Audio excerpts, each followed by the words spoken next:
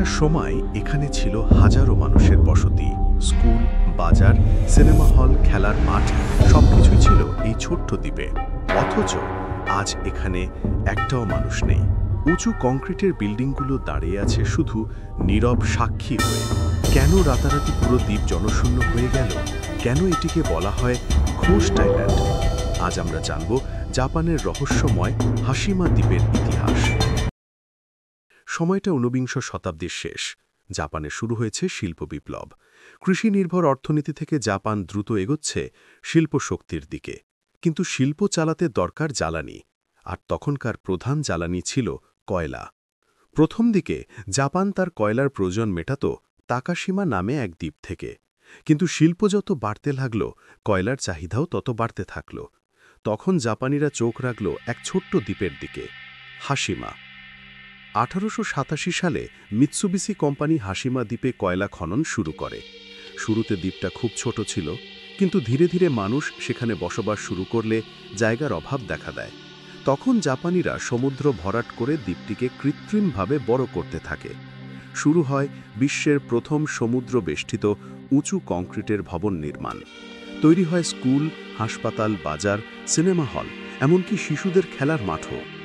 80-90 দশকে এখানে বসবাস করত প্রায় 5000 মানুষ। দ্বীপটা দেখতে যুদ্ধজাহাজের মতো হওয়ায় একে বলা হতো গুনকানজিমা বা ব্যাটলশিপ আইল্যান্ড। বাইরে থেকে হাশিমা ছিল আধুনিকতার প্রতীক, কিন্তু ভেতরে লুকিয়ে ছিল এক ভয়ঙ্কর বাস্তবতা। এখানে শ্রমিকরা দিনে 12 থেকে 16 ঘন্টা কাজ করত গভীর সমুদ্রতলের কয়লা খনিতে।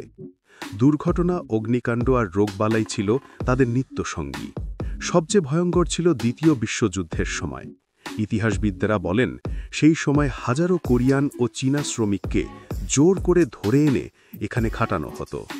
অনেকেই দুর্ঘটনায় মারা গেছেন, আবার অনেকেই পালাতে গিয়ে প্রাণ হারিয়েছেন। দ্বীপের মাটির নিচে আজও লুকিয়ে আছে সেই শোষিত প্রাণগুলোর কান্না। দ্বিতীয় বিশ্বযুদ্ধের পর কয়লার যুগ শেষ হতে শুরু করে। নতুন শক্তির উৎস হিসাবে পেট্রোলিয়াম কয়লার জায়গা নেয়। জাপানে ধীরে ধীরে কয়লার চাহিদা কমে যায়। 1974 সালে মিৎসুবিশি কোম্পানি ঘোষণা করে হাশিমা দ্বীপের সব খনি বন্ধ করা হবে। মাত্র এক রাতের মধ্যে প্রায় 5000 মানুষ তাদের বাড়িঘর ছেড়ে চলে যায়। কেউ আর ফিরে আসেনি। হাশিমা দ্বীপ পরিণত হয় ভুতুরে নগরীতে। আজ হাশিমা দ্বীপ পরিত্যক্ত।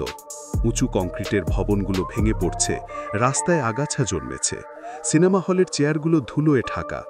কিন্তু আশ্চর্যের বিষয়, সবকিছু এত দ্রুত ফাঁকা হওয়ায় দ্বীপটা যেন আজও আটকে আছে সময়ের মধ্যে। পর্যটকরা আজ এই দ্বীপে ভ্রমণ করতে পারেন, তবে দ্বীপে ঘোরার সময়ও মনে হয় কোথাও কেউ লুকিয়ে আমাদের দেখছে। হাশিমাকে তাই অনেকে বলেন ঘোস্ট আইল্যান্ড। 2015 সালে হাশিমা দ্বীপকে ইউনেস্কো ওয়ার্ল্ড হেরিটেজ সাইট ঘোষণা করা হয়। জাপান বলে এটি তাদের শিল্পায়নের গৌরবময় প্রতীক, কিন্তু কোরিয়া ও চীন বলে এটি হলো শোষণ ও দাসত্বের প্রতীক। আজও এই দ্বীপ নিয়ে বিতর্ক চলছেই। হাশিমা দ্বীপ আমাদের শেখায়, শিল্প ও উন্নয়নের পেছনে লুকিয়ে থাকতে পারে কত অমানবিক কাহিনী। এই দ্বীপ কি জাপানের গর্ব নাকি অভিশাপ, সেটা নির্ধারণ করার দায়িত্ব দর্শকের। আপনার মতামত কমেন্টে লিখে জানাতে ভুলবেন না। ভিডিওটি ভালো লাগলে লাইক দিন আর চ্যানেলটি সাবস্ক্রাইব করুন নতুন রহস্য জানার জন্য।